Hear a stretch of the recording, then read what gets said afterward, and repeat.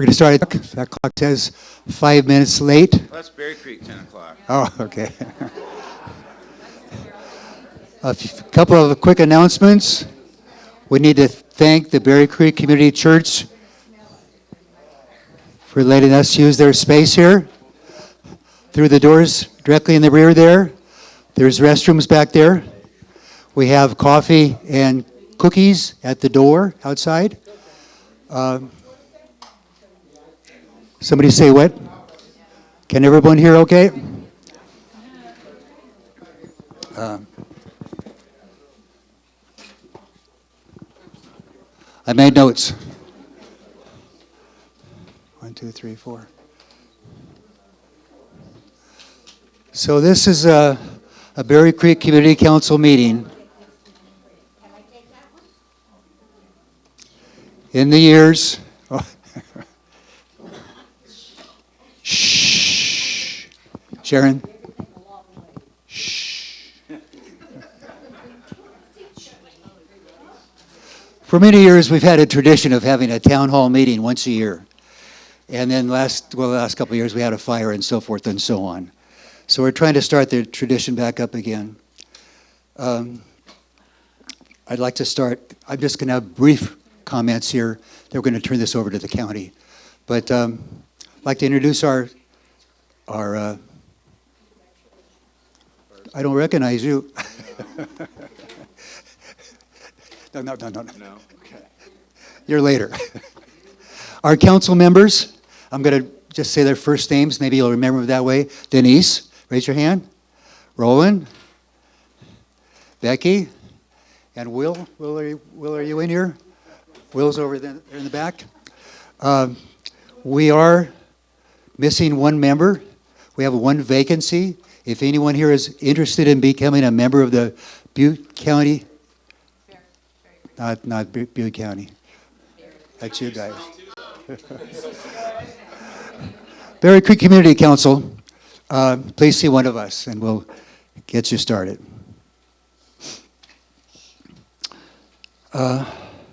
Today we're hosting the Butte County reps and the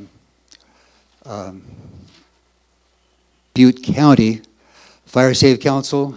They're not a county organization, so don't let the name confuse you there. But they cover our area. So together, those different entities will be addressing what the previous state and federal outfits left us with. And we all have our concerns with what has happened the last couple of years.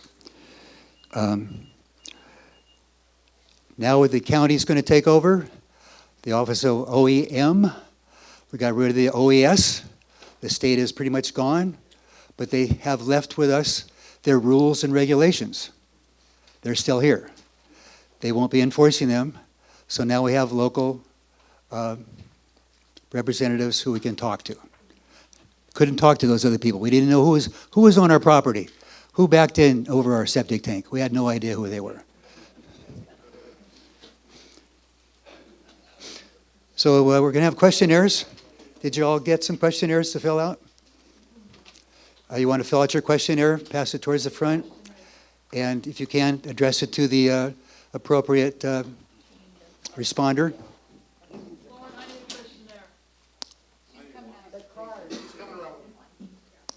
Okay, the cards are coming around. So fill it out. Say, I wonder about the hazardous trees, for instance. And then whoever's doing that up in front will address your concerns. Then if there's any further discussion about that, raise your hand and you'll be called on. If you don't raise your hand, you can sit there. We're not going to have a bunch of people all talking at the same time. I don't talk a lot, so that's enough for me. Oh, somebody's raising their hand in the back there. Oh, okay. With that, I'll turn it over to our county supervisor, Bill Conley. First off, I want to thank you all for coming out tonight, and I really do understand your frustration and sometimes anger about everything that happened. And I wish we could have had these meetings like every 3 to 6 months, but because of COVID, we weren't allowed, or I'd have had one much sooner. Because if you can talk to people and really understand what the facts are, many times they're not what's being rumored out there. The truth is generally the truth. I really appreciate the staff all attending today, and the sheriffs and Lieutenant Collins here to answer your questions. Now, during redistricting, they tried to lump Berry Creek, the largest zip code in our county, with Paradise, and I fought hard to keep you, even though I knew I was going to inherit back my frustrated, angry constituents. I want to serve you, and I didn't think it would serve you to drive all the way to Paradise. And so that's why I fought to keep you in my district. There's no bridge to get across there, as we know that live out here. It would have been clear to Orville and to Paradise. So I'm not a perfect person, but I am humbled to represent you for the last 17 years. My email address is bconley@Butte County. It's real simple. My phone numbers are in the book. You can give me a call. I'll give you my cell if you need it, whatever.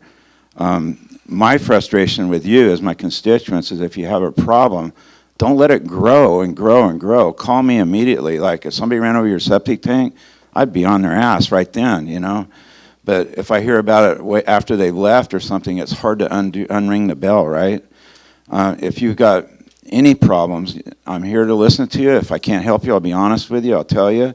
If I can get you help, I'll refer you to the people that can help you. With that, I'm going to turn it over to our Office of Emergency Services. Introduce yourself. Thanks. Good morning, everyone. Josh Jimmerfield. I run Butte County Emergency Management and helped put this together. Thank you very much, Lauren, for finding us a space up here. This is fantastic. A little bit crowded, but I think that's fine. We brought a whole bunch of the county folks out that are going to be involved. So Development Services, Public Works, we've got the sheriff. And what we'd like to do is just go through each of these. We'll kind of walk through what it is that we're doing right now. So the state and the federal programs, those are done. They're out of here, and now it's on the county. And so we'll walk through the things that we're doing to help pick those pieces up and kind of keep the community going, rebuilding. What's that process look like? What are the next steps? And what are things that you all have available to you now as services so that you have an idea of where you're going next? What I'd like to do, we've got the cards that are going around. If you've got questions throughout, raise your hand. We'll try and get you a card and a pencil to write those questions down. We'll get them up here to the right folks. But what we'll do is we'll go through each of the folks on the agenda. So we'll have the Fire Safe Council. We've got representative from PG&E, Public Works, Butte Fire, Development Services. And we'll have them give their little blurbs about what's going on, and then we can do questions after that. And we'll just go through questions until we're out of time. So with that, I'm going to turn it over to Trevor. Which we've met online, but not in person yet, thanks to COVID. So, and he'll go through Butte Fire Safe Council, some of the things that they're working on, some of the initiatives, and some of the programs that might be available to you as residents up here. How you guys doing? I know some of you, not all of you. I'm Trevor Sherman. I'm with Butte County Fire Safe Council. We're a nonprofit out of Paradise.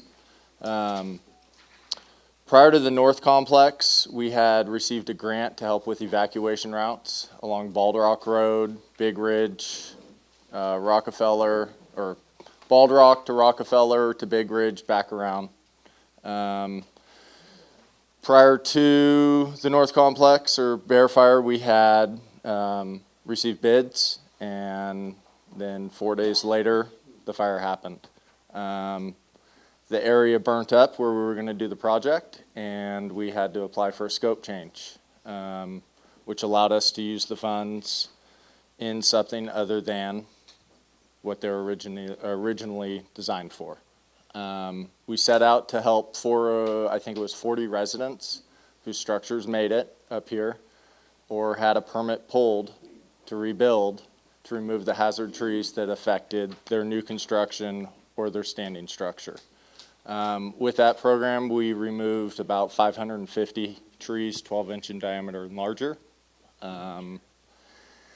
And let's see, the additional funds were set aside. Lake Madrone has a shaded fuel break that was going to go in. That project is set to happen. It will go from on the backside of Galen Ridge and come around this way, and that's supposed to be happening, I'd say, within the next few months. We still have funds to help residents that have a standing structure or new construction with a permit pulled, remove hazard trees that affect that house or the new construction. We have a program going right now that's going to be D-Space, which will help with your defensible space. And we're also working with volunteer group All Hands and Hearts that are doing some roadside thinning on Bald Rock Road and helping residents with some defensible space. So that's pretty much the programs we have going up here right now. We are applying for a North Complex grant so that we can actually help remove a lot more of the hazard trees. So we have a lot of residents over in Feather Falls in that area that were affected that we can't even help because we don't have funds. So we are solely a nonprofit, grant-funded, or private-funded organization. So that's pretty much it. All right, thanks, Trevor. We've got Dan Blair from PG&E. Yeah, thank you, Josh. Good morning, everyone. Thanks for having us this morning. My name is Dan Blair. I'm with PG&E, based here in Butte County. I'm joined by my colleague Natasha in the back, who is also here with our rebuild outreach program. So we're going to both be here to give an update. I'll give an update, and then we'll both be here for questions. So I'll give an update on some of our safety efforts that we're working on in Butte County and throughout our service territory, and then talk a little bit about some of those efforts we're working on. So we're working every day to improve the safety and reliability of our system for our customers and the communities we serve. Just in Butte County, so PG&E owns and operates more than 2,700 miles of electric lines. About 40% of those are in high fire threat districts here in the county, so we're very focused on those areas. We have several tools we use to reduce the risk of wildfire on the system. Some of these include overhead system hardening, which is when we install stronger poles, wider cross arms, or covered or what we call insulated power lines. Placing existing or rebuilding electric lines and placing them underground, which I know we've seen quite a bit in this community, a significant amount of lines underground. We also have our enhanced vegetation management program, which addresses vegetation that poses a higher potential wildfire risk. We've installed several weather stations that help us better predict and respond to severe weather threats. We've also installed a significant amount of high-definition cameras that we partner with public safety that help us monitor and respond to wildfires through increased visibility. And quite a few what we call sectionalizing devices and transmission switches, which essentially help us put operation points into the grid, into the system, so we can be more fine-tuned if we have to do shut off power, or if there are areas we have to isolate. So along with those physical improvements to the system, we have multiple safety measures in place that help us prevent wildfire ignitions. And these are really two big programs I'm going to talk about briefly here. One is called the Enhanced Power Line Safety Settings, or EPSS, and then our Public Safety Power Shutoff Program, or PSPS, which many of you are probably very familiar with.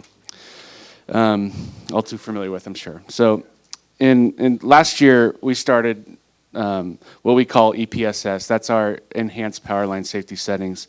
And essentially, we adjust the sensitivity of the automated component to the grid. So we have these devices. If something comes into contact, whether it be a tree branch, an animal, high winds, it automatically trips that line to go off. And this is something we've had in place for years. But what we found is if we tighten the sensitivity of it, so it's in real time something impacting it, we've been able to see an 80% decrease in minor ignitions on those electric lines that have that on there. So these adjustments, they help make our electric system safer for our customers. We also understand they might result in more frequent outages. So what we're doing is we're trying to reduce the impact of those outages that our communities are experiencing. But given the substantial ignition reduction benefits that we saw from that, we're looking to expand that into all of our high fire threat areas.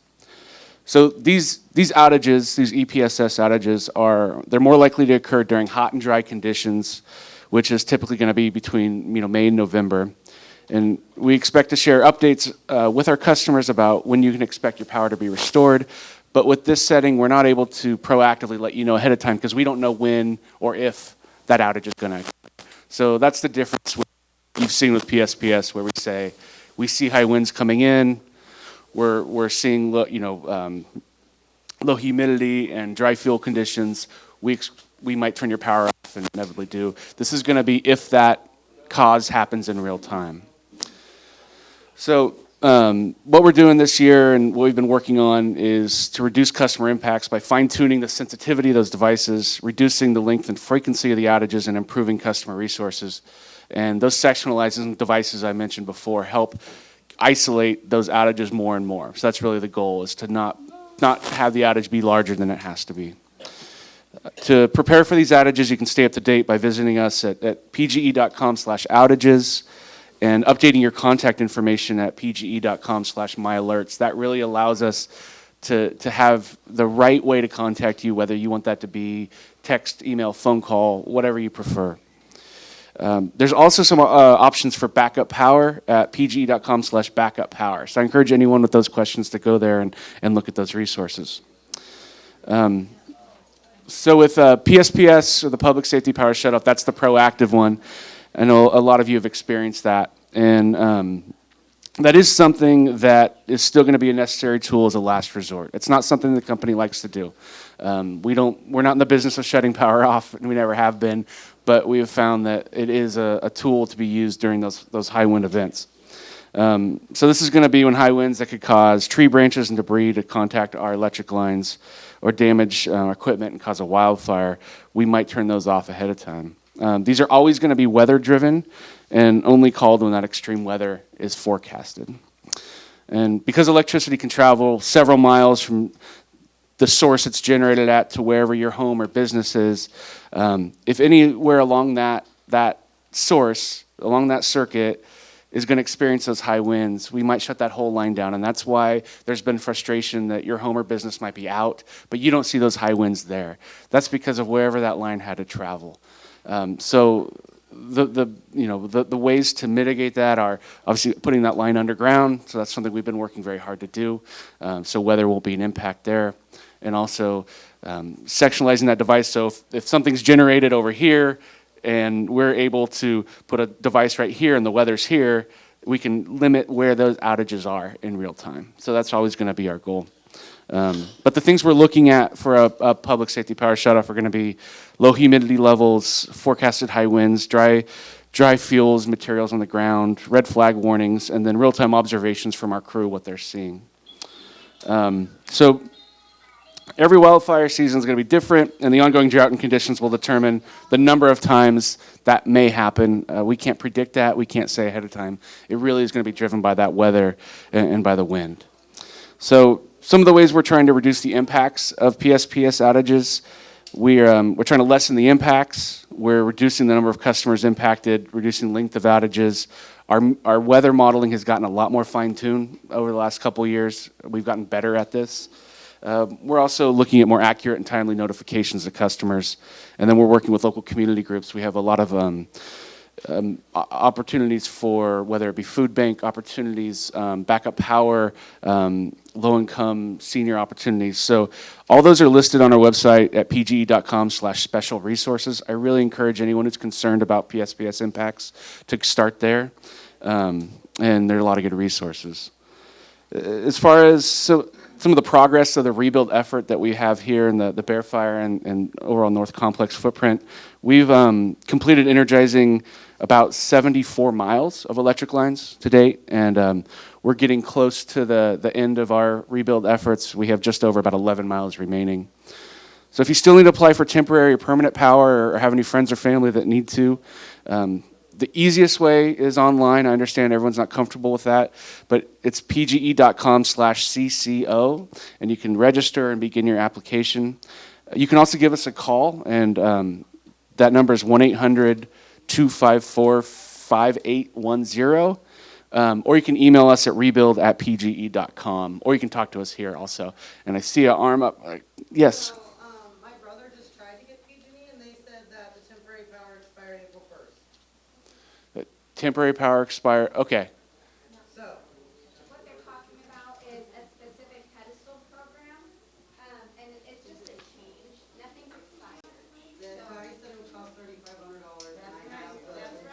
Okay, wait a minute. Wait. Let's stop right here. Just wait, we're gonna go through. Let's get all the way through this and then Yeah. All the way through. on the cards Yeah. because we won't get done today. Yeah. Yeah. There's Well, a rib cook off at 6. we'll be here to take everyone's contact information and answer as many questions as we can and follow up as well. So, last thing, we also have our email rebuild@pg.com. I encourage anyone to send your questions, comments, or contact us here, and we'll be available for questions. Thank you for having us. Right, and then if you can pass that down, Josh Pack, Director of Public Works, he'll give us an update on roads, signs, those other parts and pieces that are going on. I can. Good morning, everybody. My name's Josh Pack. I'm the Director of Public Works for Butte County. First of all, I do want to also thank Berry Creek for bringing us here today.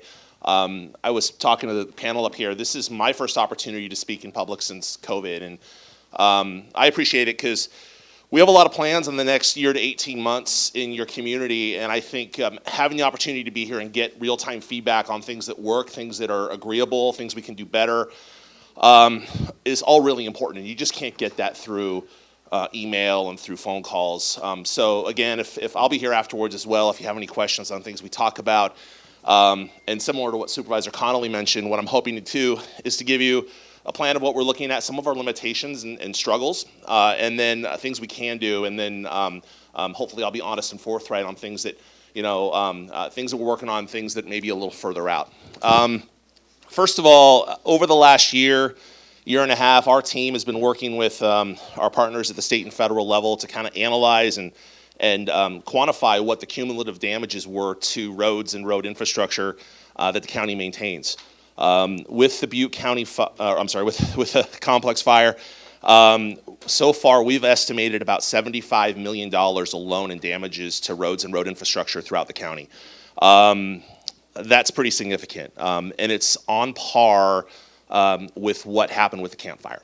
In total, and we did a detailed report, we presented it to the board in the middle of 2021. We've estimated cumulatively, not only between the fires, but also recent storm activity, we've got somewhere in the neighborhood of $170 million of damage to roads and road infrastructure over the last 4 or 5 years, and that's pretty significant. One of the pieces of bad news, especially with the North Complex, is working with our partners, we struggle, much like a lot of you do, getting them to agree on what's repairable and what's not. So far, we've only come to an agreement on about $26 million of repairs. And so that's a pretty big gap between the 26 and the 75. And so we recognize that we have a challenge moving forward, and we'll talk a bit about what we're trying to do to kind of bridge that gap, but recognizing that that's a pretty big gap. And just for frame of context, typically we have a budget of about $6 to $7 million to do road repairs, and that's not just for new paving, and that's throughout the county. We have about 1,300 miles of road in total. So we have a tall task, but I think there's also some real good things coming out of it. The first road I want to talk about is Bald Rock. I mean, we're here, we might as well talk about Bald Rock. With most of the work we talked about with the state and feds out of the way, PG&E's done their utility work. We are planning to repave and resurface all of Bald Rock Road is our goal. We're currently, one piece that we're still working on is we're negotiating with PG&E. They did the underground work. We have an agreement that they'll pay a portion of that. We're still working on those final numbers. We've set aside, I would say so far, roughly close to $2 million specifically for Bald Rock Road. And the hope is to come in and repave and resurface all of it, focusing primarily on the lower portion, but my hope is to do all of it. The time frame for that, I will let you in on a little secret. We're telling the public, and we're going to tell you today, 2023 is our main goal. I am not closing the door on this year. I would love to do it this year. I've asked my team to push everything they can to try and get this program for late summer, early fall 2022. We are also doing more paving work throughout the county this year than we have ever done in our history. We're doing over $20 million of work. A lot of work related to the Camp Fire. And we have a lot more work coming with the North Complex in 2023, but I would love to move Bald Rock to the front of that list, and we're doing everything we can. So, like I said, I think 2023 is the official stance, but we're doing everything we can to see if we can, if everything lines up and we get all that work done. I think we have just enough capacity to slip this in late 2022. So I think that'll be a fantastic, and we're going to continue to push aggressively towards that. A little bit about Oro Quincy. I know that's another road that's of some interest, and I've had some conversations ahead of time about that. Before I move on to our repair work, I think, and you probably know this as well or better than I do, but obviously our portion's been open. As of Tuesday, Plumas has opened up their portion on Bucks Lake Road. According to them, it's passable. I've not been up there. Plumas's definition of passable may be a little different than ours. There we go. Nice. So, and they were saying they were out there removing trees from, hazard trees. So good news. So that's great news. If some of you, if you did come up, you saw the temporary traffic signal that's up there, the one way. That's going to stay. We're going to have that out there for a little while. And before I finish the other repairs, that work has qualified. It's one of the few projects that has qualified for federal funding. That new slide. Our estimates are about $3 million to fix that. So it involves quite a bit of engineering because it's a portion that was repaired before and it slipped again. So we're challenged to work on that, but we have secured those signals permanently, at least until. So not ideal. No one likes to sit at a traffic, especially at 10 o'clock at night when there's no cars coming and you're sitting there for a red light. But those are going to be out there for the foreseeable future. But I think we're targeting a 2023, 2024. But anything we could do to move that forward, we're certainly going to do so. Bald Rock is one of the sections that has qualified for part of that $26 million that I talked about, specifically from the lake up to the upper Bald Rock section. So we'll be focusing efforts there. That is scheduled for 2023. So we're really excited about doing that. I believe the estimated cost for that's about $9 million. So, and that includes everything, not only just the road surface, but a lot of our culverts and drainage pipes burned out when the fire, so those have to be repaired. If we don't do that, then it's just like painting a rotted house. And so we've got to come in and fix those. So that work's likely going to occur next year, and there'll likely be some delays with that, but we're excited about that. We also have some other work. We've got about an additional $9 million on top of Bald Rock that's scheduled for work related to the North Complex. That's a little bit further to the south and east, like Lower Wyandotte and Forbes-town and Miners Ranch, et cetera. But that work is scheduled. That has been successful in getting some funding, and we're going to be doing most all of that work in 2023. Other roads in our focus area, Zinc and Rockefeller, are on our radar. We know those need attention as well. We're still trying to program that funding. Those that weren't funded, but those we are committing to fix and repair. I'm hoping to do those in 2023 as part of the large push in the community, and especially when we're out here, there is some advantage to trying to do that work at the same time. Especially when folks are out here, we get better pricing that way. So we are looking to schedule that in 2023. I'm not sure if that's going to be done by construction crews or our own road maintenance folks, but we are scheduling to do that. We're also continuing to pursue other opportunities for. There's a number of grants that come in after the state goes by that can help plug some of the gaps that we have in funding to help do some of the work. And so we're going to be working with Josh's group and with others to do that. Before I pass it off to the next group, and I'm excited to answer some questions. I'm sure this is going to generate more questions, and it's all good. I've been in public works and in the field in which I've been in since 1998. It feels a lot longer than that, especially in the last few years. Between 1998 and 2015 in my career, I have never been through a disaster, not one. I've been with 3 agencies, 2 as a public works director since 2015. Since that time, unfortunately, I've been through 12 declared disasters. That is a fundamental shift in the way we do business. We struggled even beforehand meeting the needs of the community. And I know that with this new shift in the way we have to do things on top of the expectations of the community, I take my job personally. Everything matters, and everything I can't get to is frustrating. But sometimes it feels like I've got 10 kids to take care of and I have enough food to feed 1 kid. And no matter how you slice and dice it, there's things that drop out, and it's extremely frustrating, especially someone who I got into this business to try and help people. That's the reason I'm here. And it's frustrating. But I will say one thing, at least my commitment with me and my team, most of my team grew up here. They live in the community. They could go elsewhere, but they stay here because they love Butte County, their family's here. They love the family atmosphere, the rural quality of life, and they care about the community. And as long as we're here, every single option we have to get this work done, we're pursuing, whether it's the grants. There's some programs where we can leverage some of our money to get more money from somewhere else, whether it's looking at creative solutions to fix roads or to do other work. And we're going to continue to do so. And I know we're not going to meet all your expectations, but it's my commitment, as long as we got a breath in us and as long as there's a chance, we're going to continue to pursue those opportunities. So again, it's really great to be here. I really appreciate your time. I'm looking forward to questions. I'll hang out afterwards if anyone wants to come up and bend my ear about something else. So that's all I got, Josh.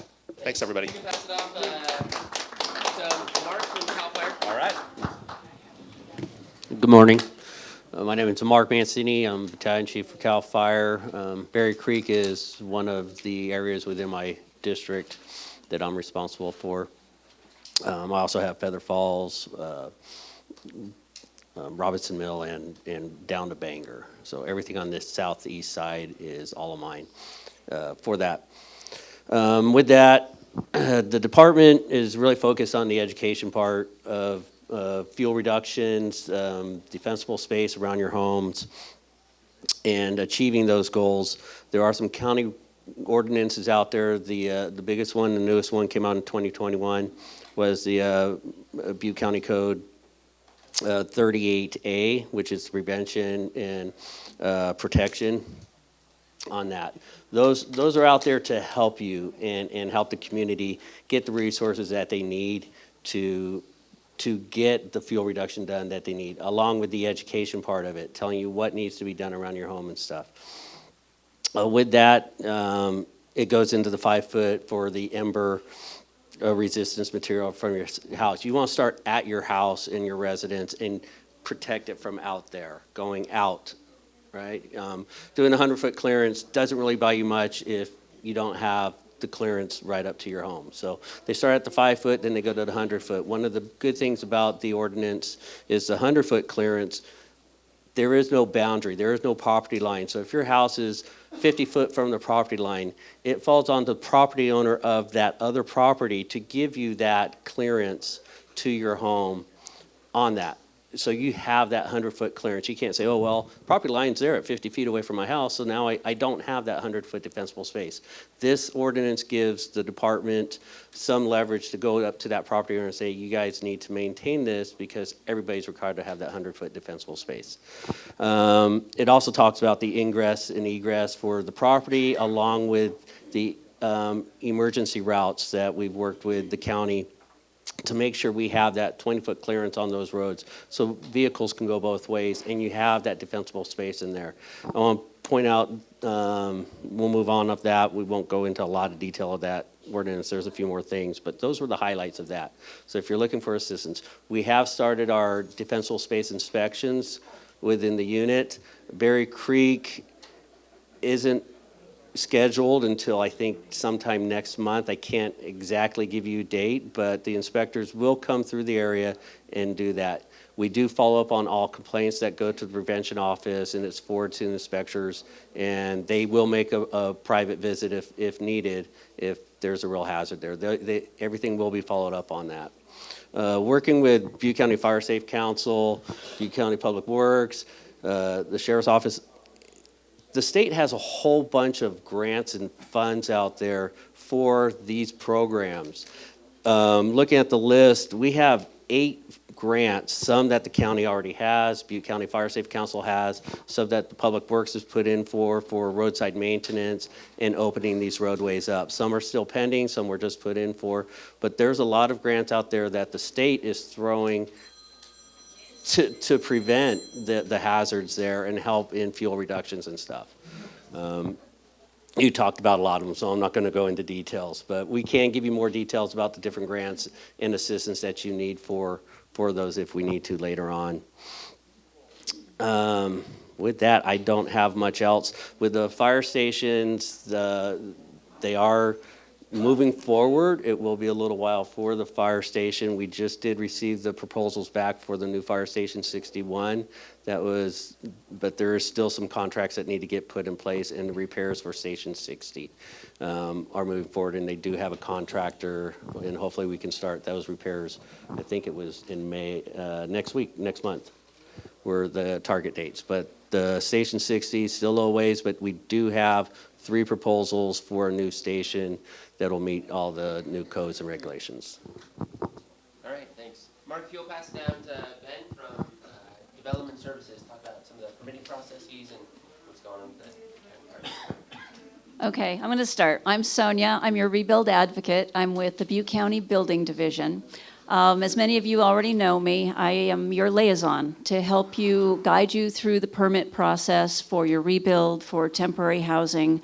So if you have any questions, I'm now back in the office full-time. I'm there Monday through Friday, roughly 8 to 4. So please feel free to call me or come by the office to talk to me in person. I'm there to help coordinate your permit, to help you with temporary housing, to act as a liaison between the building division and all of the other divisions involved in the review. So anything I can do to help you understand the program, help you get through it easier without, so much stress, I am here to help. So I wanted to give you a brief update on kind of where we're at on the rebuilds. Right now, we have about 45 permits that are issued for rebuilds, and we're at final homes where the number is 6. As far as temporary housing, we have 135 permits out there. And I noticed our representative from PG&E had mentioned that if you're interested in obtaining electricity for your site, please check with me first so that we can make sure that your debris clearance has been completed and we can talk about the approved uses for that temporary power to make sure that we get you on track and we have everything in line so that when you do contact PG&E, everything's going to run smoothly for you and go through as quick as possible. So that's really all I had to share today. I do have some forms with me. If you're interested in the permit process or information on how to apply for temporary housing, I do have my business card, so feel free to come up and talk to me afterwards. And I'm going to introduce Ben now. Ben Sandoval is with our Code Enforcement Division, and he'll talk to you about his division. So I don't have a whole lot to say. I'm just here I have some complaint forms that if you guys have any concerns about neighbors that are growing cannabis on their property or possibly some other issues that you would like to talk to me about. I don't know if you guys have too many questions for me here today. That's about all I got. Right.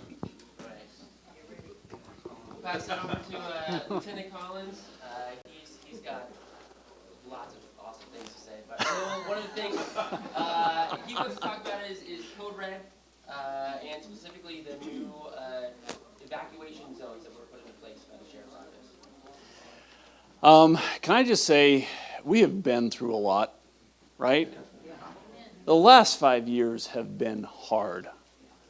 And the fact that we are all still here, we're still struggling and getting through, is a good sign of how resilient we are. And so I appreciate everybody coming out today. And I realize some of you are probably frustrated with things. I'm frustrated. This is a great opportunity to work out some of those issues that you've been struggling with. Because I know the people that are here, I work with them regularly. They do want to help. And they're going to have the right information to help you get to where you want to get to. But along those lines, at the Sheriff's Office, we've been working really hard to try to get better prepared for the wildfires that we face. And one of those ways is we have zoned out the entire county. We created those zones with the perspective of how long it would take us in law enforcement to go door to door to notify everybody in the zone. And so with that, there's a lot of zones in our county because some of these areas, houses are spread apart. They're in some pretty rugged terrain that's difficult to get to. And so we built them with that in mind. With that, I want to make sure that everybody knows what zone they live in. Because when we put out our emergency alerts, we're going to list the community and then the specific zones within that community that are under either evacuation order or evacuation warning. It doesn't help if we put that information out if you don't know what zone you live in. All right? So you can get that information by going to the evacuation zone map. It's on the Butte County Sheriff's Office website. It's also on OEM's website. It's on the county's main website. Go there, put in your address in the little lower left address box. Don't put a period or any commas or anything like that. Just put your address in. It'll show you where your house is and what zone it's in. Make sure you put that into your phone so that you know. Put the zone that your kids go to school in. Put that one in. Put the one where you work or where your loved one lives, so that when we put out those notices, you can pull that up and you'll know whether or not somebody that you're concerned about lives there. All right? So that's the first thing. Know what zone you live in. Please, please, please. Don't wait till that moment to then call 911 to ask if you're in the evacuation area. Okay? The second thing, Alert FM receivers. We've been talking about those for a little while. We've been working with the Alert FM company. The first shipment just went out just a few days ago. So the first people that signed up should have received them or will be receiving them. All right. Now, this is technology, as all of you are abundantly aware up here. Technology is not flawless. And typically when we have these emergencies, technology is the first thing that fails, right? Okay, when you get your Alert FM receiver, turn it on, plug it in, and make sure it locks onto a radio station. As long as it's locked onto a radio station, when we send out an alert to the area that receiver is in, the light's going to start flashing. The siren, the high-low siren, the same one that we use for our patrol cars when we're doing evacuations, that's going to start going off, and the message is going to show up on the screen. Okay? If you have not signed up for an Alert FM receiver, the Department of Employment and Social Services, on their website, they have the link for signing up for that. If you don't have a computer, don't have the internet, call Department of Employment and Social Services and ask about it. And they'll go ahead and put you on the list. All right? Third thing, and then I'll shut up. GMRS, General Mobile Radio Service. Anybody up here familiar with it? Show of hands. We got a couple, few? Okay. All right. The General Mobile Radio System, in short, is kind of like a CB system. All right? It is low tech. And all you need is for your car to turn on. You plug it into your cigarette lighter and you have communication. If we have an emergency, we're going to push out our message on code red. We're going to send it out on iPods. Those are dependent on technology and the cellular networks. So I wouldn't count on that up here. Just to be on the safe side, right? There's an Alert FM receiver. Potentially, where you're at, you have an FM signal, and you can get that message that way. If not, GMRS, we've got a pretty good system built out in our county, but it's dependent on citizens having a GMRS-capable radio. All right? And for that, I would refer you to Denise, because she's part of the program. and she can put you in contact with what type of radios are best and how it works and how you can get one, get trained up on one. But we send out all of our emergency alerts over the GMRS channels. All right, it's another way to make sure you get the information, the critical information that you need during an emergency. Unfortunately, the area that we live in is just prone to disasters. And I think that as a result, over these past 5 years, we're getting better at dealing with these things. It's not perfect. It's not. But I can tell you, these people that are up here, they are doing the best they can with the resources we've got. And I know all of you are doing the best you can with the resources that you've got. As we work together, we're going to get through this. If we work against each other, that's where things just fall apart. So I would just encourage you, talk to these people, get answers, work with them to get solutions. They'll get creative. We'll figure a way out. All right, thank you.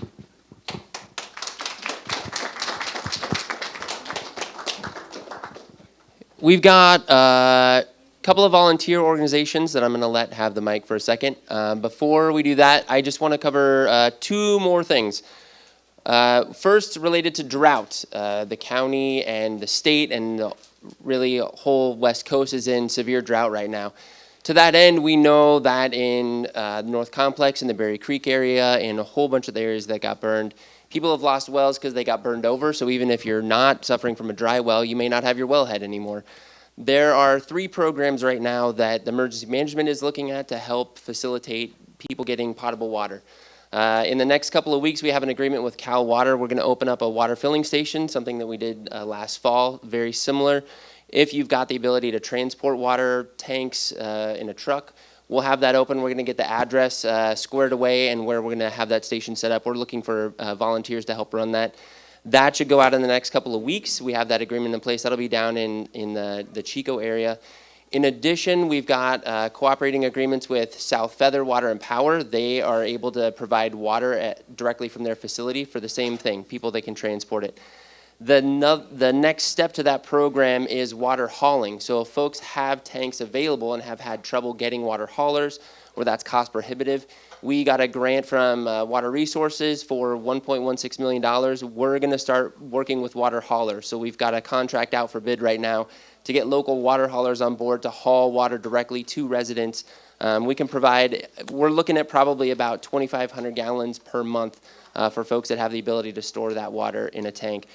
For the folks that don't, the next step to that program is we're working with Glenn County. They're doing a very similar program to what we want to do, which is to put temporary tanks on your parcel. So if you don't have the ability to store water, we're looking to be able to provide a 2,500 or 3,000 gallon tank that we can put on your property and then get you on that water hauling list to get you potable water up here. So those are 3 programs we're working to roll out of emergency management right now. We've got a bunch of other long-term programs. The state just awarded another $500 million for drought relief. Some of those are for programs for private residents that'll allow them to come in and help rebuild your well. I know that is really cost prohibitive right now. Wells have gotten incredibly expensive. I had to drill a new well 2 years ago, and the price is almost quadrupled from what I had to pay for the well. So it's gotten very expensive, and parts and supplies are out. So right now, I think well drillers are anywhere from a year to 18 months, even if you're on the list. So we're working with some solutions long-term with the state. There's a lot of funding available to fix those things. The second thing I wanted to cover was evacuations. We have a contractor, we're meeting with them on Monday, that's been awarded. They're going to be going out and helping us develop new evacuation routes based on the zone maps that were done. And they're working in cooperation with the local community. So we're going to be setting up community meetings like this because you all know this area better than anyone else. And so having that contractor come up here and get feedback on what are realistic evacuation routes. It doesn't make any sense to look at a map and if we don't know from being on the ground that that road isn't accessible anymore or there's gates blocking it. So the intent is in the coming months we'll be working with the local communities to figure out what makes the most sense for evacuations? What's realistic to get folks out of the area based on how the sheriff will be evacuating based on zone. So look for that in the coming months. That's a program that is scheduled to be completed and done by the end of August. So that's going to happen relatively soon. And our goal is to get those evacuation areas set up and get some plans in place for the communities. Your first, ma'am? Julia? I may not need the mic. I have a loud voice. Can everybody hear me? I'm loud. It is what I do. My name is Julia. I work for the Wildfire Resource Recovery Program here in Butte County. We are located down at the Lakeside Market area. Remember where the old thrift store used to be? That's where we are now. What we do there is we do lots of things there. We help connect you guys to the resources that you may need. So in getting in connecting with PG&E and building divisions and all that type of stuff, we help you connect with those people. We also have computers, so if you need to fill out forms. And as we all know, anything technologically, whatever, is very spotty up here. We have computers and we have a printer, so if you need to print out forms or fill out forms online, or if you need help doing any of that, that's what I'm there for. What else do we do? We have disaster case managers that are there often that you can meet with if you have a disaster case manager, or if you want to sign up for a disaster case manager, you can do that there. Sometimes we do workshops. We've done Firewise. We've done, looking at Denise because she can help me think. What? Claim forms. Claim forms.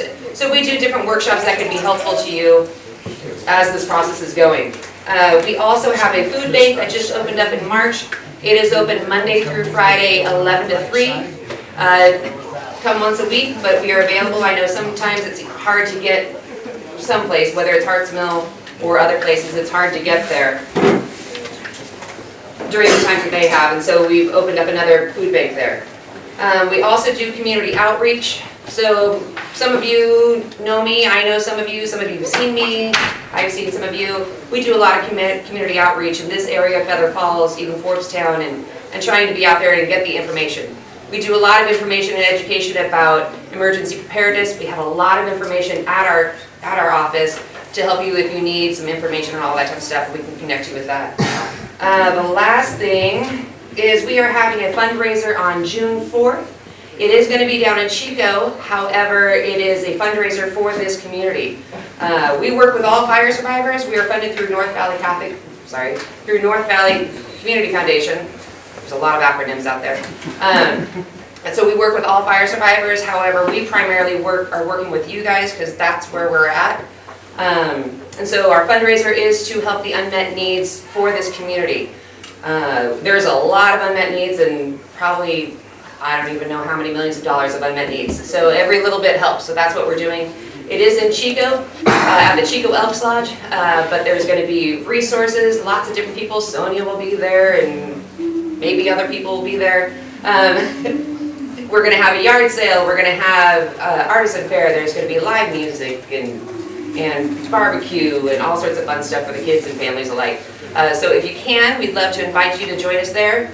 I have brochures on the table over here that has my number on it, so you can reach me there, or you can come by and see me.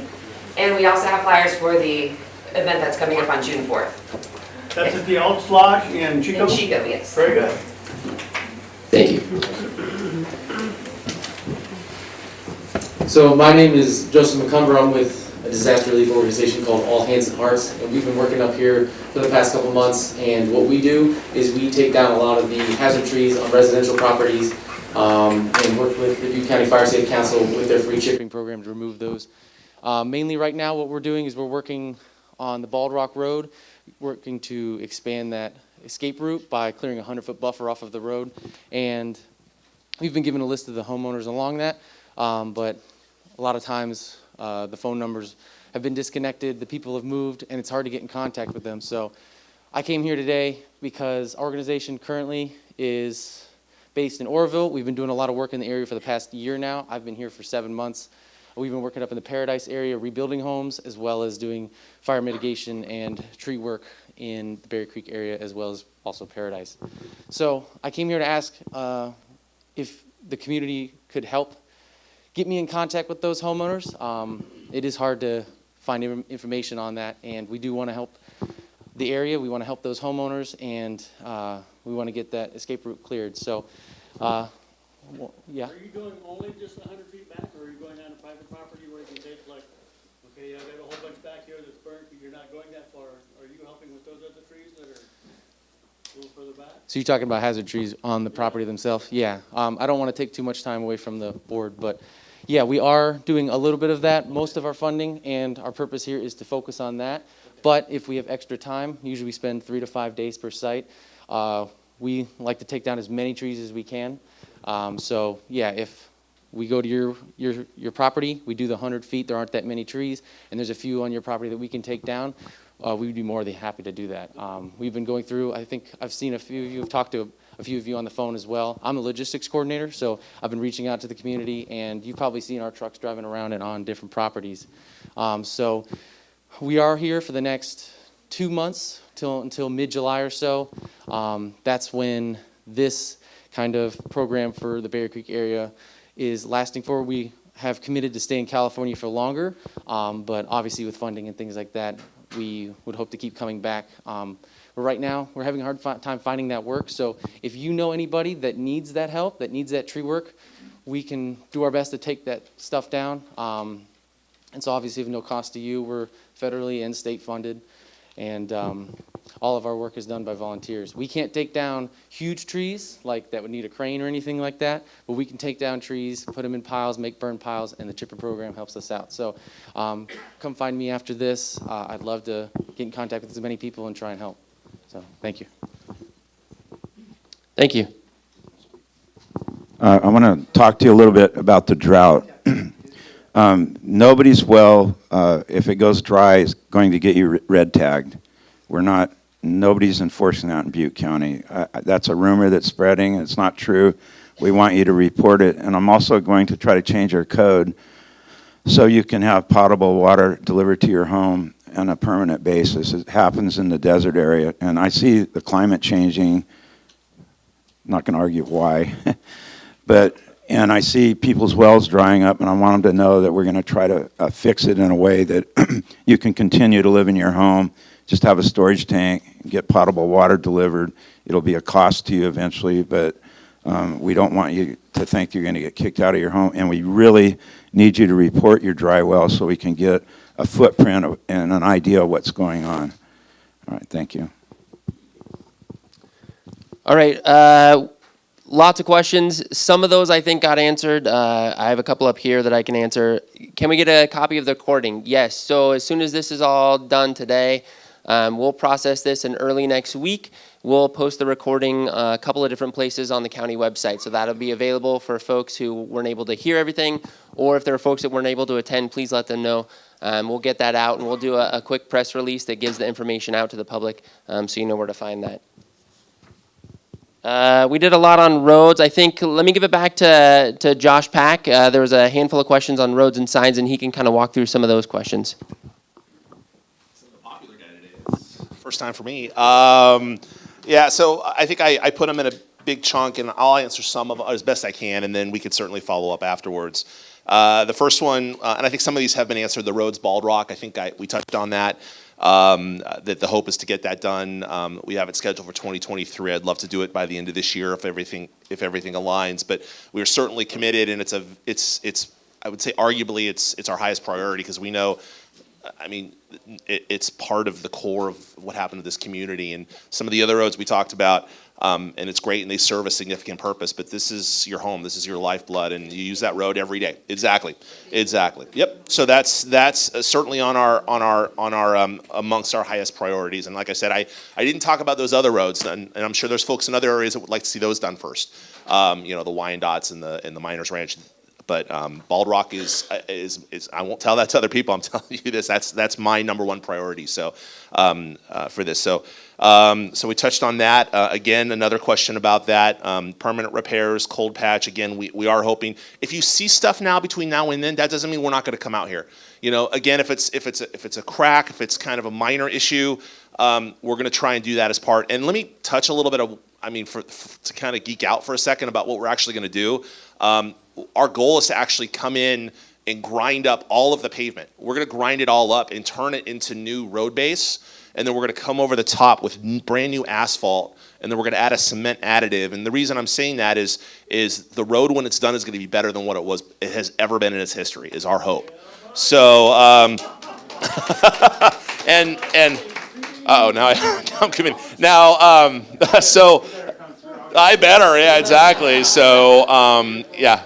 So that is our goal right now. I think our early estimates, I just got this yesterday, are at about 3.4 million for that. 3.4, 3.5. I have most of that covered. I have a little gap, but unless that jumps way higher, and unless I get feedback from this group, if for something happens and it jumps way up, the lower section might be more of our focus, and we might do a little less on the upper, but I would love to do everything. Now, I do want to touch on one thing. There's a little sliver of bad news, and I think in that good news is I know there was some discussion about what can you do to widen, what can you do to do a bunch of new work to expand it.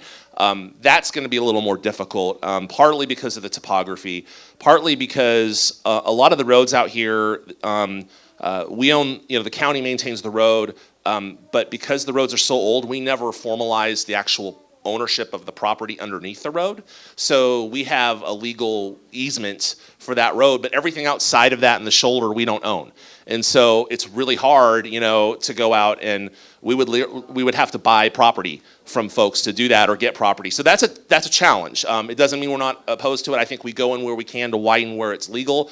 But I think if the thing I can't commit to is if we want a 32-foot road with wide shoulders and everything else, that's a lot more difficult. And again, a lot of this funding we have got, it's only for the repair of the roads to their pre-disaster condition. And I think we're working with Josh and his group, are there other funding sources to look for roads that we can widen? And I think we're certainly open to that, but that's a different challenge. But again, I think the goal is let's not let the perfect be the enemy of the good here. Let's get these roads fixed, and then tackle those challenges as we see fit. So I think that answers that. But again, I want to circle back. If you see a pothole that's tough, I know we talked about later this year or maybe early next year.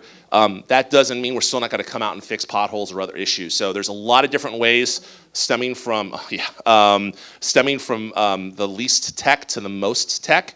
The phone call is still the best way. Every phone call we take and we enter into a system and we track it. And so I have my business cards. I think I'm going to run out of them pretty quickly, but I'll happy to give that to you. If you have a pen, or you can go on our website or go in the phone book or do they still make phone books? I don't know.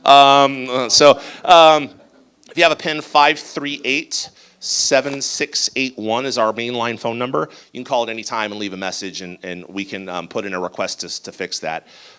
Yeah, real quick. There's a really big one right after the village market that 2 cars can't go past them. Yep. Let us know. We prioritize potholes, especially if they're in the travel way, especially on the wheel path. This may be a big shock. You guys have way better eyes than we do sometimes. We have roughly 60, 70 guys to maintain 1,300 miles of road. So You drive right past it on your way back down the hill. I did. I will. Got it. Was that what I swerved? I thought it was. So I'll put that on the list. So is that on Oral Quincy or Bald Rock? Bald Rock. Got it. I did see that one. Okay. Yep. Okay. I'm putting that down right now. Thank you. Yeah, exactly. So, but I did want to highlight that. We also have on our website, you can put a request in for those who actually who use smartphones and like to do it that way and like to play with that. We actually have a free mobile app. It's called Butte County Connect. You can download it. It's really slick. You can actually take a picture of it and send it to us. So there's lots of different ways. You can come in person. You can send I think we still have a fax number. You could do that if you want, but lots of ways to reach us. And again, I don't want the community to get the impression that just because we're coming in for a big, huge project doesn't mean we're not going to tackle the small ones. We're still here to do that. We have a great crew that services this area, and that's something that's really important to us. So continue to keep us in the loop with that. Road repair, culverts, and ditches, we talked about that already. I think some of the rest of the questions in here are more for different groups. There was a question on clearing the road to Quincy. I think I touched on that a little bit. I think ours isn't too bad, especially Oro Quincy's been mostly hit. Plumas road crews are actually doing that as we speak. I know they had mentioned to us that there was a lot of damage and debris from the Dixie fire, but I know that this past week they were cleaning up you may know more than me how far they've gotten and if they've done most of it. And there's a big difference between passable and fully wide open, but Fully wide open. awesome. There's nothing in the roadway, there's no limbs on the road. Debris There you is all go. gone, just your little stoplight. There you go. So and so after you said that, next week it's going to snow. But actually, we take it at this point with the concerns. There was another question about Millsap, if it's county or Forest Service. I know a lot of our roads. I don't know all of our roads. Millsap's not one I've come across. If it's a county road, certainly ours. I hasn't come up in our discussions of repairs. If it's a Forest Service road, but what I'll do is I'll give whoever made this question. I think Tim made this question. I'm happy to give you my card. You can reach out to me directly. I can give you that answer and give you a direction, or I could forward answers to Supervisor Connolly to some of these, and then he can share them with you. I'm happy to do whatever works best. I think we touched a little bit about the roads being very dangerous, and there was a couple other questions about signage. And I think there's a couple of different things. Number one is our hope is to come in the coming weeks and months to start identifying, now that most of the folks are out. And again, it's one of the reasons why we haven't fixed the roads yet. If we came in and fixed the roads and there was still a bunch of debris removal and PG&E was doing their work, that would be a bad use of our resources. We'd have to come back. Those roads would be immediately damaged again. And so I think this is the perfect time, now that most of that traffic's generally out of here, we can come in now behind and get that work done, and it'll last a lot longer than the traffic that was coming through here would have probably just taken 6 years off the life of that pavement. And so now is the time to do that. I think the signage as well, start doing an inventory with that. The other thing that I'm committing as well is there's a program we're applying for here in the next month. It's a road safety program, and I actually sat on the committee for this program. I'm very well attuned to the sorts of projects that qualify, and we're going to be looking at these roads for potential safety funding. In particular, there's a great program for signage and striping, and you'd be surprised what a highly visible stripe with the appropriate markers and with the appropriate signage that accurately predicts the conditions of the road can really do to road safety. So we're going to be aggressively pursuing that, and I have a sneaky suspicion some of these roads are going to qualify for that program. So again, I think two levels. The first part is coming in, I think, looking at some of the street name signs and some of the curve signs. Those tend to be where we see the most collisions, in particular when you come up on a curve that people aren't familiar with, and you're driving 35, and then all of a sudden here comes a curve that you're not familiar with the area, and it's a 20-mile-an-hour curve. They need to be aware of that, and so we're going to be focusing on both of those here in the coming months and years. The last question was Greystone, if it needs gravel. That's another road I haven't come across in my discussions. I will go back. If it's a public road, I'm happy to put in a request to ask for some additional gravel and grading. If it's a private road, the county doesn't maintain private roads. That falls upon, it sounds like you may know the answer to that, or? What's private, what's not? So we have a, yeah, so if you have a sign that says private, oh, it doesn't, yeah. Yeah. Yeah, so we don't put signs on every county road saying this is a county road. Oh, I don't. No, I didn't say every road. Not on every, but some of them we do.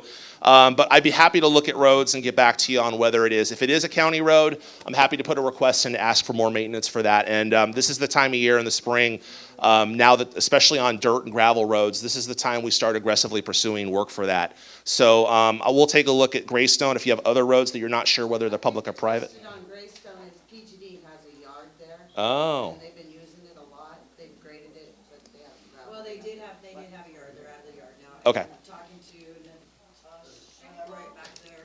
Yeah, so it'll be covered. Great. Well, we're hoping that it will be covered, but if it's not covered by PG&E, then we want to hook up with. Yeah, especially if it's a county road, we can help there. If it's a private road, a little more difficult for us, but we can try to point you to some different opportunities or options there. Right. So I know there's going to be cans coming up. Do we want to wait to other questions and then answer, or? Let's jump over to Lieutenant Collins.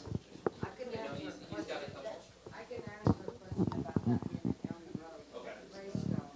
It is a section. The people that live on there, they paid to have They that. pay to maintain it. Okay, Right. so generally a private road. Yeah. Well, I'll double check that just to make sure. Yeah. Yep, absolutely. Okay. Had a couple questions. One of those was on large grows and affecting the water table and enforcement on those. It's difficult to answer that question without specifically evaluating the site. And so what I'm going to say is that could potentially be something that the sheriff's office would be interested, or it may be something that code enforcement may be interested in, depending on what it looks like. Okay? So for that reason, what I would recommend is you reach out to the sheriff's office, to our special enforcement unit, as well as code enforcement. Reach out to both, make both aware, so they can try and figure out what's the best avenue for addressing that. There's some big ones, yes, I know. I know. I had a question about the human waste that's being dumped in one of the streams up here by some of the groves. Literally putting their human waste. What do we call about that? That's going to typically be Fish and Wildlife. They're the ones that deal with a lot of those stream right-of-ways and whatnot. But that's something that, again, I would err on the side of advising more different agencies, organizations, than less. Yes, you typically will come up with the one that can deal with it. All right? No problem. Next one is regards to patrol coverage in Berry Creek. I know. That's why I had him here. I wasn't going to answer that one. You ain't leaving, son. Have I just become your designated area deputy? Yeah. Okay.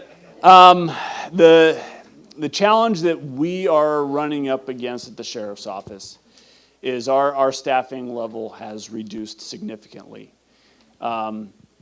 And by significantly, more than 25% of our department wide. And so we have pulled people from special enforcement, like the special enforcement unit or our DAD program and whatnot, back to patrol just to provide basic patrol. And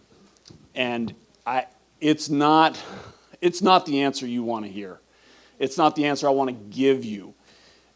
We are just trying to get to calls for service and handle those. So if you've got something going on, call us. We will get somebody to it. Depending on the circumstances, we may be coming right away. It may be a delayed response, just because of the other calls that we're dealing with. We prioritize them. Life safety's first. If you're reporting a theft where it's already happened or something, we're going to deal with the life safety, somebody that's hurting somebody else first. And after we've dealt with that, then we're going to come deal with the theft. Likewise, if you have a life safety coming up here, we're sending our resources up here to deal with that. And anybody else is going to be waiting until we're done. It's unfortunately due to the challenges that we've gone through, due to the climate in society towards law enforcement, we're having a harder time attracting people into our profession. And so it's become challenging. We're trying to get creative on getting people and retaining the people that we have. But if you have something, we will come. All right? All right, we will come. Yes? So it's a lack of staffing, not that budgets has cut and you don't have to. No, it's not that. It is just plain. $50,000 come work for us. I have 5 deputies positions within 2 different units that I oversee. I'm down to just 1 deputy filling those. We have pulled those others back to patrol. Well, and we were blessed up here when we Yeah. Oh, yeah. Everyone knows, I mean, not very often up in the remote areas do you have a deputy that lives. That actually live there, right? Make a phone call, and he's there for it. Yeah. Great. Now, when you catch somebody stealing, what happens to them? Do you get them, don't do it again? I agree, 100%. Trust me, you are preaching to the choir here. If we catch somebody stealing, we will take them to jail.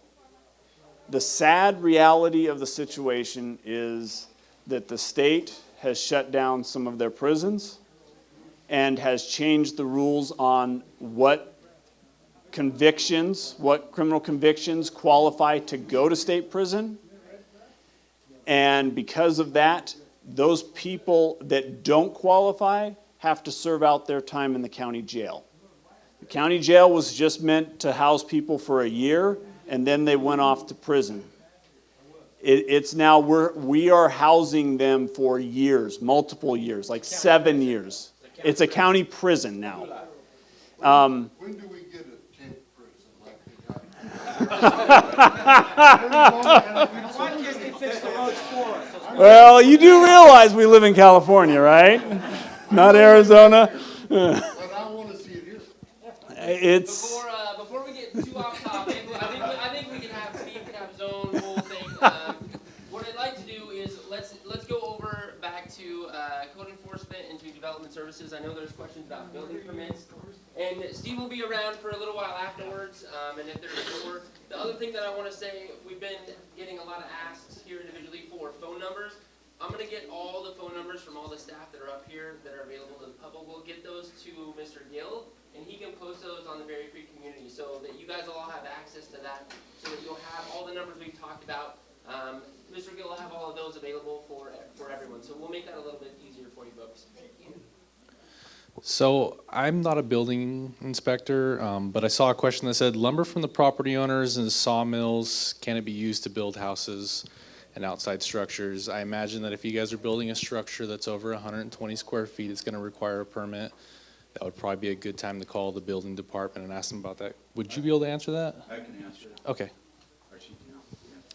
I was going to say, we have the provision in your area for rural zoning for what we call Title 25 building. This is building with alternative building materials. So if your parcel does qualify, typically it's a parcel of an acre or more, but we do have some areas that would qualify if they were smaller. You just contact me and we can look that up and see if you qualify. In this situation, we're able to allow the lumber from the trees that you're milling. And there are some other differences between that Title 25 and Title 24, which is the standard California Building Code. I do have some documents with me that explain the differences between the two, so I'll have them up here at the table if you're interested. And then the next question that I saw was, what do we do about neighbors that aren't maintaining their yards? So in code enforcement, we deal with junk in public.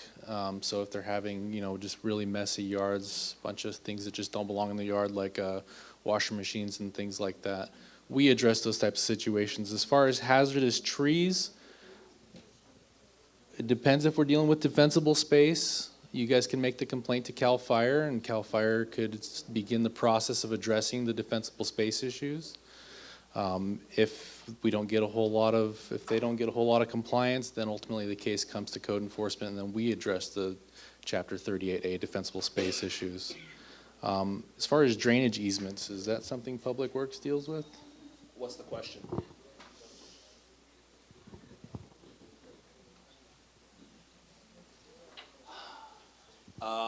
No, it's not. No, so drainage easements, much like a lot of other easements, here comes an answer you're probably not going to love.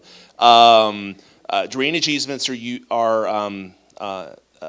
it's between the property owners who have issues and concerns. So if you have a neighbor who's blocked a drainage easement, unless it's within a watershed, like if it's near a creek, sometimes the Fish and Wildlife come in. But usually when it's private, when it's drainage easements, which aren't necessarily public in nature, they're more for the conveyance of water, that tends to fall between the property owners, and those concerns and complaints have to be, usually they're dealt with I usually say, hey, have a good conversation with your neighbor, see if they can help you. I have seen cases where it goes to civil court. But unless it's very rare circumstances, does the county get involved, especially if it's on public property? That's where we can. But if it's between two private properties, usually that's not something, usually it's addressed between the property owners. So. Civil matter. Civil matter. If your neighbor isn't there, can you, and you're right on the property line, can you just go ahead and clear your defensible space on their property? Yeah, I can, really, the board struggled with this because it's a property right issue, right? But if They're just our not there. code The is, owner right now, died, so- educate, this year it's education, and next year, if they refuse to let you do it, then we're gonna ticket them, and it's gonna, it'll get cleaned up one way or another, The and then owner they're gonna died, get so I lien. know he's not there. Well, but yeah, the answer to your question is if you have permission, you definitely can clear it. If you don't, we can write them a ticket starting next year to make sure they allow you to do it. They have permission, Well, Then do it. yeah, he's not. Yeah, if you have permission, then Do it. you can go in and do it. We struggle with that because it's a property Get it in rights writing. thing, but if your neighbor's gonna cause you to burn down. Do it before they change their mind. We're gonna Yeah. make Before they sure. sell the property, you. Yes, sir. There's some properties along Greystone, we're a self-maintained road, we pay $75 a year to keep that road up. There's a lot of properties that the owners have moved on, either left or bought other properties, whatever the case. These particular trees are running along the road and they're gonna continue to fall into Greystone. There's a lot of properties like that, going all the way across Greystone, and that's gonna impede our way to escape, Yeah. you know what I mean? Yep. The Fire Safe Council might be able to help you with that, and I don't know if we can ticket them through the CAL FIRE or not. But I'd get a hold of Fire Safe Council immediately. As long as we can get in touch with the landowner, because we can't trespass. We can't, as soon as you go to cut someone's tree, whether it's dead and gonna fall, that's vandalism and trespassing. Okay? We don't do that. So if we're able to get in touch with the landowner, I mean, by all means, you can sign up on our website and check. We've got a box on our intake form, North Complex, Berry Creek, Feather Falls fire area, hazard trees. Check that box. Someone will get in touch with you. You say that it's hazard trees on your neighbor's property. It could affect you. We'll start the detective work to get in touch with that person. A lot of people up here, I mean, we're seeing campfire everything. They've moved away, and it is really hard to get a hold of people. So if you have any information for the neighbors, like All Hands and Hearts, if you have contact info, all the people we signed up on Bald Rock Road, what was it, 3-4 years ago? It burnt. They in turn have old numbers. They've left. And it's like we're trying to clear all these areas. But, I mean, how much time do we take trying to get a hold of someone who doesn't want to get a deep out? Right. Understand, thank you. So that's where Appreciate CAL that. FIRE comes in, code enforcement. Yeah. Get in touch with them. They in turn site, lien on property, go in, clean that property, and it's taken care of. All righty. Yes, sir, in the Appreciate back. your time. Thank you. I have a question about that building. I got dead trees that if I build, they will fall on it. I was told the trees that are dead would be removed before I bought the property, but they're dead, and if I build and they fall, and then I lose my house. So I can actually, I'll talk a little bit to that. So the program that was run by the state and by the feds was for dead trees that were a hazard to the public right of way. And that was very specific about what that meant. That meant that a tree plus its height plus a certain percentage had to be able to fall and affect the public right of way, meaning, the roadway, if it was a bike path that was designated. But if it's deep enough on your property, on private property, where it's going to fall and not affect that, then it was not marked and assessed. So if you sign up, so if you sign up in that right of entry program that has your trees removed, you may have had a bunch of trees on your property tagged and marked for removal, and then a handful that were absolutely fire damaged and dead, not tagged and removed. Those are the property owner's responsibility. We do have some programs through, Fire Safe Council and through some of these other volunteer organizations that are helping folks, because that is cost prohibitive. That's very expensive, and not everyone has the ability to go fell these big trees on their property that are dead, that are going to affect their buildings. So that is something where my suggestion is reach out to some of these local groups that are doing some of this volunteer work and see if they can assist you in getting those trees down so that you can start that rebuilding process. You said that my neighbor's property, come always my property line got trees that are not near a road or power lines, but they come down. So, and again, on those, without me having been out to see what the assessment was, you know, it's very hard for me to understand what the state was doing, how they marked. I would have to go individually to the property. Let me talk to you afterwards, and let's see if we can figure it out, because I know there are some issues where trees were missed, and we're working with the state to take care of those. So that's still, even though they're not doing the program anymore, there's still some damage claims and assessments that we're working through the process with. So if you have concerns, come talk to me afterwards. I still have that connection with the state program, and we can see if that's something that we can continue to resolve for you through the state program. If not, what we can do is direct you to one of these volunteer groups and see if we can help you that way.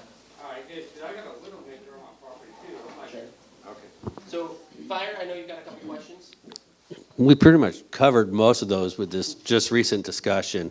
We can default to, there was the one question, if you getting a response from a neighbor with a hazard tree, who do we contact? So the hazard tree's on their property, not yours and stuff. Again, that falls on the property owner. If it falls into defensible space, we could probably do a follow-up with there. You'd have to file the complaint, call the office. Prevention will come out and do the inspection, and then we'll work from there. But really, I have to emphasize, Butte County Fire Safe Council, they have a couple grants out there. The Hands to Heart program, is that correct? The Hands, all Hands and Heart. Sorry about that. These guys are out there. They have a lot of funding and grants, and they can do a lot of stuff that the fire can't just come in and say, hey, you got to cut it down. But we are giving grants and funds to these people to do these programs, and they have a lot more resources and personnel. They're hiring, and they know the contacts. They know who to follow through, and they have the follow through. As in me, we have a small department of prevention officers that are 4. Okay, and they have a lot bigger people than that. We're giving them a lot of money. So I would default to them and go towards them for that help and assistance. But if you start the process and they're not able to help, and you call and do the complaint, and we start paperwork now, next year when we're able to really enforce this hazard's been there, you haven't done anything, then we can pass it on to code enforcement. So don't take both avenues. That's what I would have to say. With what Chief said, if there is someone who's non-compliant, let's say they get an LE 100 or I think LE 100 Yeah, it's the 100. and the person's found not to be compliant, low-income, elderly, disabled. Okay, if it's someone in that range and they're on CAL FIRE's radar, in turn you get a hold of us. We see that CAL FIRE's been outside of them. We jump them up so that we can come help them. Our crew is in Cohasset, working this way. It's only a crew of 5 people. So they're slowly working. It's 20 people per ridge that we're trying, 20 sites per ridge we're trying to help out. So if someone in Berry Creek who's low income, elderly, or disabled gets cited from CAL FIRE, we in turn can jump them up and we'll get them in compliance. So it's a new process. I mean, it's a new grant that we got, but it's 20 per ridge that we're trying to do. And there's a lot of ridges in Butte County, as you know.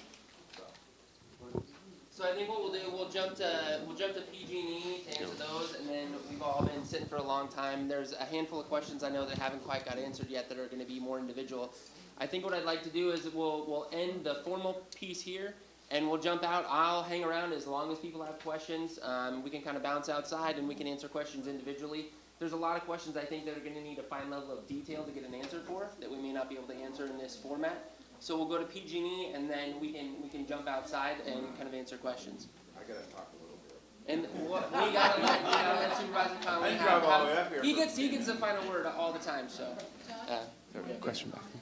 Yes, ma'am. If anybody's interested in the GRMS radio program through, I think it's ARES, which is Amateur Radio Emergency Services, we do have Bloomer Tower, and we do get it all over Berry Creek. So this would be a great alternative to organize for us.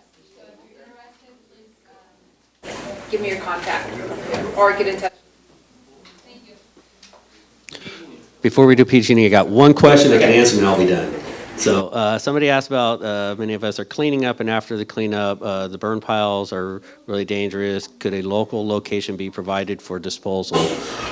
Public Works has applied for a grant for a green waste disposal program, which will house a curtain burner at, I believe it's at the dump. It's at the landfill, yeah, on Neil Road. Yeah.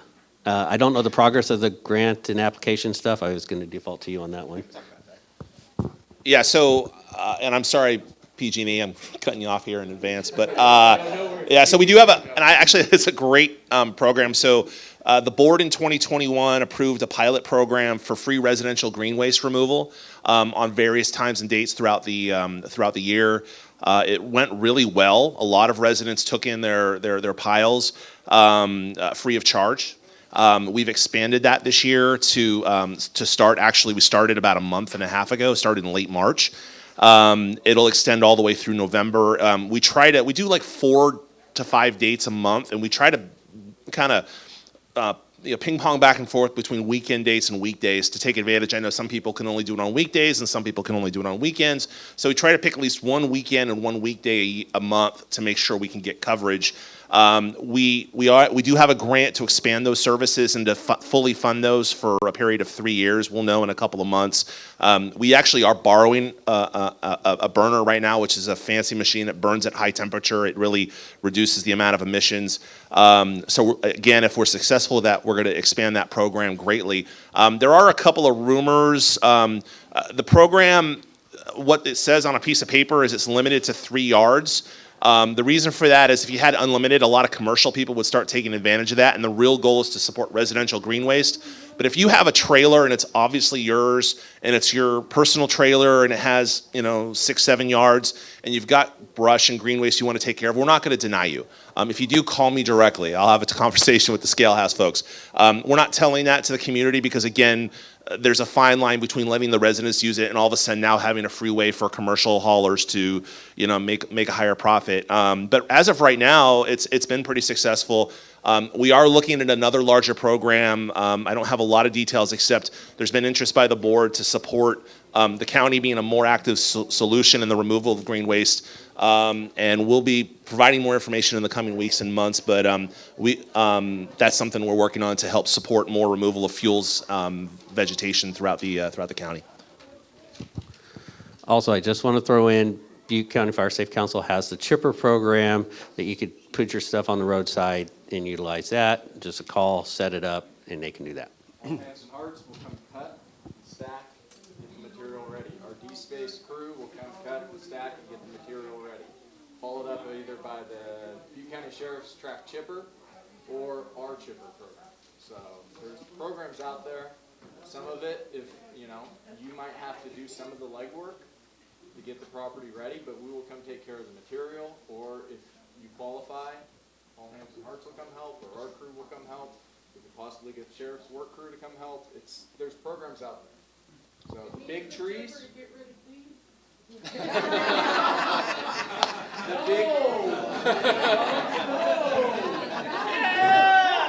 The big trees, though, the disposal's the most expensive part. So the majority of every site we assisted up here, those 40 sites, material was chipped, logs were left. That is your property. It's kind of like when PG&E came out and they would fell a tree. They take care of the brush and leave the log laying there. We won't leave the log laying there. We'll deck it up. But you own that log. So we don't take that log. And it's expensive to get rid of. So. We've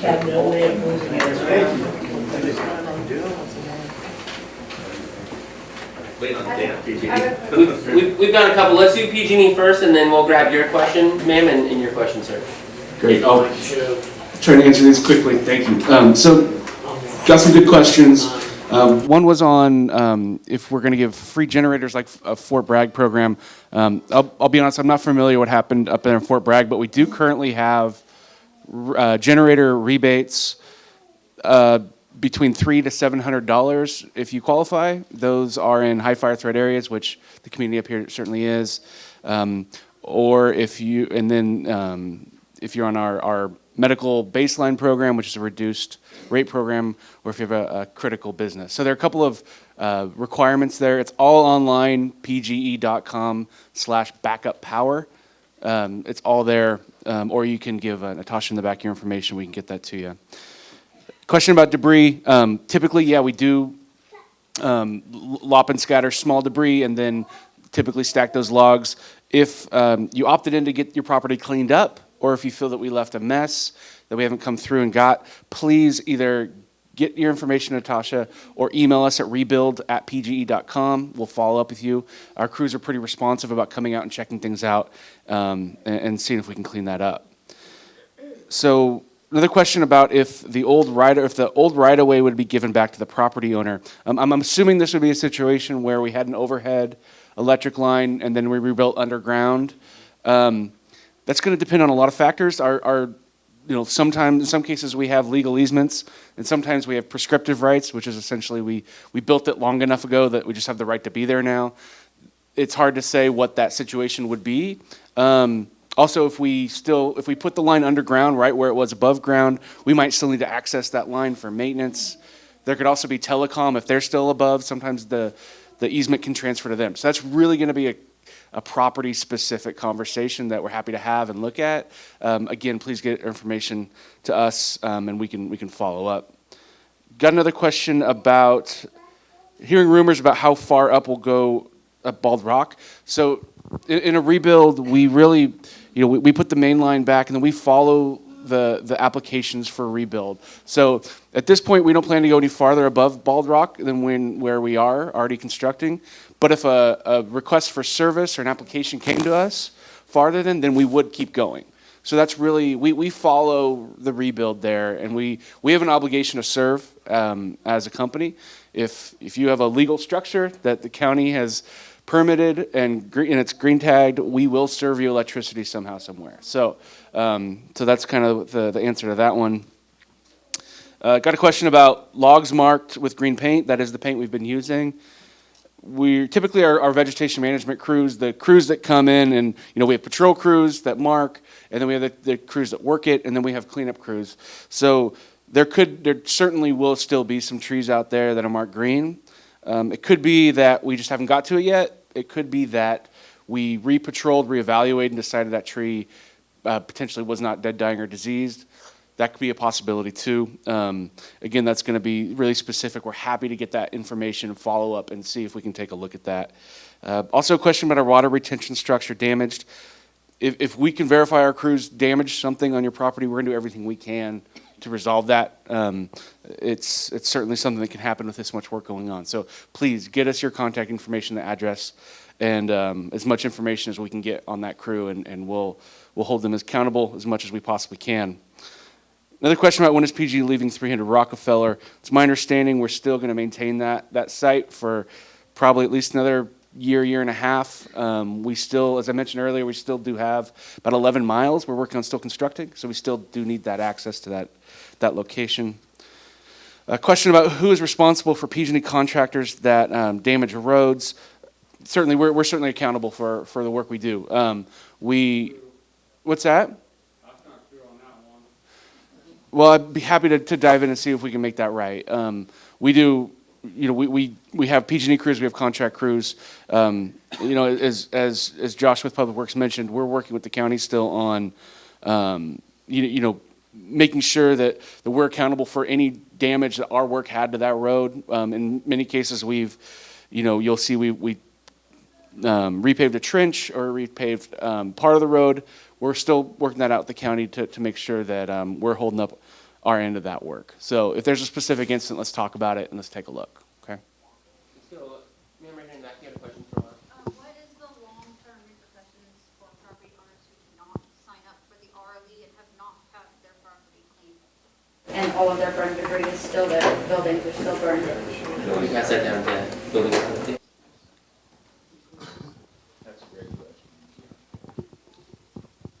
So when you apply for a permit to rebuild or to get your temporary power, the first thing we do is we check to see if you've entered a program for clearing the trees and the debris.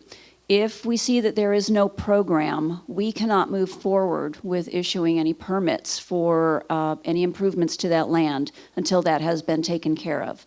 So, okay, so you're talking about your neighbor?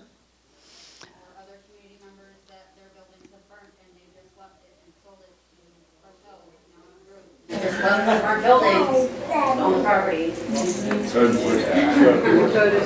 Yeah.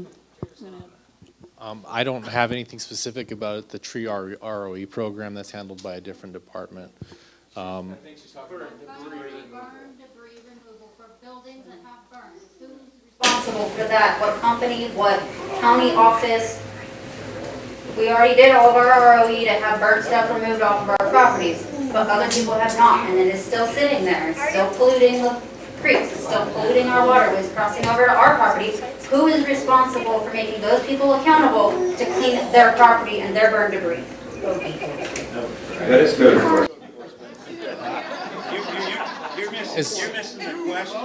Yeah. You're missing the question. Buildings have burnt down and the debris are still there. It's not about just the tree. They're not gonna come to you for a permit because they don't want permits. They don't want no one over there.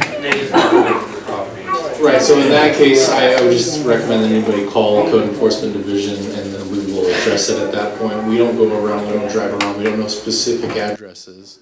So if you do have a neighbor that hasn't taken care of that, please give us a call and then. So this will be similar to Yeah. what was done in the campfire program, right? So there's basically two programs. So you can either do what we're calling the alternate program, where you're going to hire a private contractor. You'll go through the same requirements. You get everything clean, and then the county signs off. It goes into the building department, and it's What penalty do you get set. for not cleaning your property? So and the other one would be the state one. If neither of those happen and you still have it, then as we go through this final process of figuring out who's left, because we know where all those parcels are, we've done those assessments, then that goes into the abatement process. And so that's part of what we're working on right now with the building division, is we're trying to understand who's left in that alternative program, how many all the state stuff, so we're getting all the info back from the state on, because sometimes people will sign up for the ROE program and then they'll opt out. They want to go to the alternate program. And so as we're reconciling all of that, we'll come up with a final number of those parcels we know are burned. Those are then in the abatement program, and that's a process that'll go through the code enforcement section. They'll work to determine, can they get a hold of that landowner? If that landowner doesn't exist anymore, there's a process for the county to take care of those parcels so that that is no longer an issue. It might take us a while to get through that, but that's something that we're starting to work on now. Okay. In the campfire, it was about less than 10% didn't sign up for either program. And then when they were notified that they were going to be, it drops down to about 2%, that we end up cleaning the property. But it will happen if it's a burned structure. It will happen. And that's been consistent in all these fires. Okay, well, I didn't know that about campfire or anything else, so that didn't affect us. No. But it does now. It's coming. Okay. Bill, now, you say there's a lot of big landowners surrounding your property, like Sealer Brothers and Lake Madrone, and they have a lot of non-indigenous bushes and trees that create a fire hazard for your escape route. But then they're gonna take care of their own personal spaces right there, the 5, 10, 100, but not their general, all the property they own and encumber that threaten you and your home and residences. Now, is there anything we can do about that to make them do that? Wow. So, I've been talking to Seller Brothers, so we're coming to help you, Robert. That's a great question. They calls me So with the so I can only talk about yours in specific. Yeah. Because we've signed up, we're doing the forest management plan on that property ideally. And we're gonna be going through and doing a bunch of salvage logging and working with them in order to replant. But as far as the larger property owners, it's 38A. You're only, depending upon how much acreage you own, you only have to take care of that buffer that affects, I mean, this is more county's question, but that buffer that affects you, okay? So the rest of that property, as long as that buffer is taken care of, they're in compliance. So the non-indigenous trees and brush doesn't matter? Correct. We gotta do something about it, that laws have to be changed. If I can suggest something, because I've worked with a lot of these different agencies. if you can call them directly, and including Silver Brothers, SPI, call them and talk to somebody there. If you don't get some cooperation, ask to speak with a supervisor or manager and explain to them your situation. And in my dealings with them, they're willing to help out and make accommodations. But you may have to do some legwork on your end to push it to that level to where they recognize that you want to work with them and get this resolved for your own safety. I can help too. I have an inside line for SPI and Silver. Because I can only take care of the stuff that's going to affect you. I don't know what result I can get, but Well, I can. actually, all of their I know, property the from a trees. fire field does affect it because the firestorm that it creates. You know, so it does affect all of it. Let's take one more and then we'll give it to Supervisor Fallon for. Good, I've got a 2 or 3-parter. Okay, on the way up, I don't know if you looked at the log jacks, but there's a lot of log jacks. Most of the cedar's gone, it's about 90% coal pine. Okay, Tetra Tech came in, they harvested all the merchantable timber, some of it off private property. Did they pay Tetra Tech to come in and do the removals? And who got the proceeds from the whole footage that they removed? And is there any way to get Tetra Tech to put a little back into the community? That's a question I don't have the answer to, but I can ask about that. So if I can get your information, I've still got contacts with Tetra Tech and with the states, and I'd be more than happy to ask them that question and get you an answer. If you look, they removed all the money wood, and they left a lot of scrap. All right, what's the second part? That was it. Okay. Oh, and I appreciate you sending me the matrix bill, but I'm not an attorney. I'll try and help you another way then. And eventually, Steve, I would love to see the log decks gone. If the Fire Safe Council gets their facility, we will come pick all those logs up, grind them, and turn them into something. You better get a big haul. I'm trying. I can only do so much. It's just, I think our concern is, you go down Ball Rock and you see matches. Yeah. That's all you see. Especially, you know, like the one little area on Ball Rock. All you see is matches, and that's our concern, the fire, all these dead trees. The trees have burnt, they'll burn again. And they are matches now. So I think our main concern is the fire hazard we have out there. Yeah, it's all season now. When does the next fire?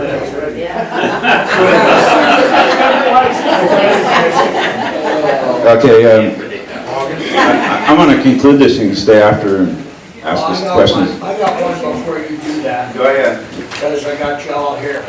Okay, I'm from Berry Creek Community Church. We're the only place that has been required by code enforcement to have a detention pond so that we could open. In this fire, they dropped logs on our detention pond and they broke our concrete. So now, the water just rushes right through and it doesn't do anything. Who's gonna fix that? I went to PG&E, I talked to a supervisor there, I believe his name was Chris. And he said that he was gonna get into it and find out and he'd call me back. This is 4 or 5 months ago that I did this. I haven't heard nothing from him. But we need to know who's gonna fix our detention pond. Because we didn't drop them logs on it. We didn't break that concrete. So somebody is responsible and we need to know who. As the representative for your community for PG&E, I've spoken to many of you, but not all of you. So I am here to address all of your questions. And it sounds like you and I should connect right after.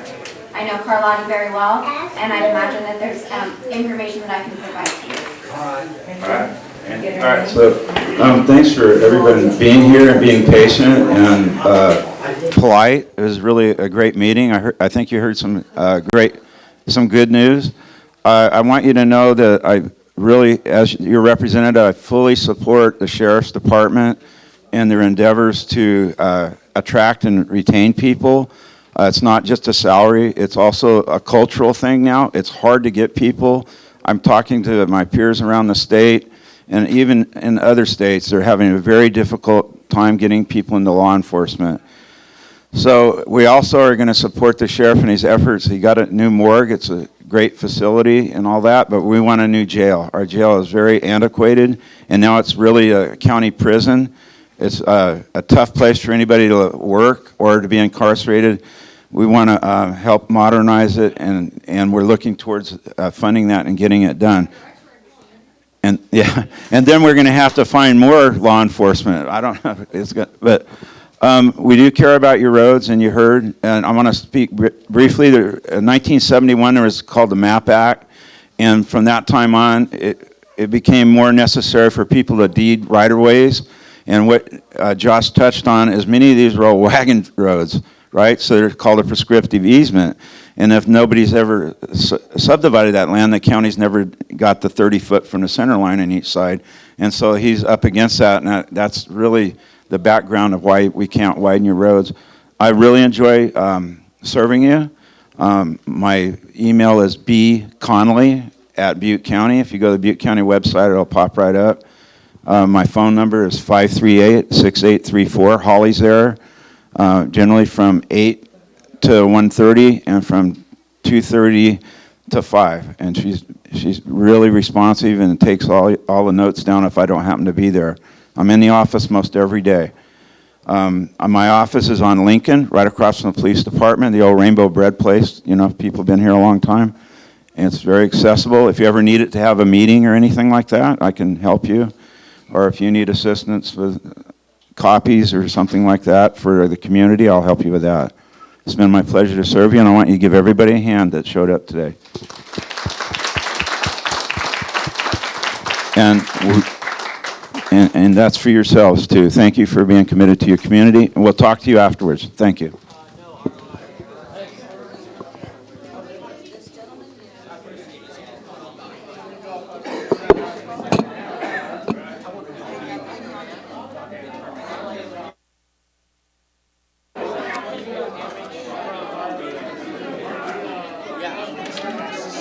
Let's jump inside. I can give you this. Give you the meta title.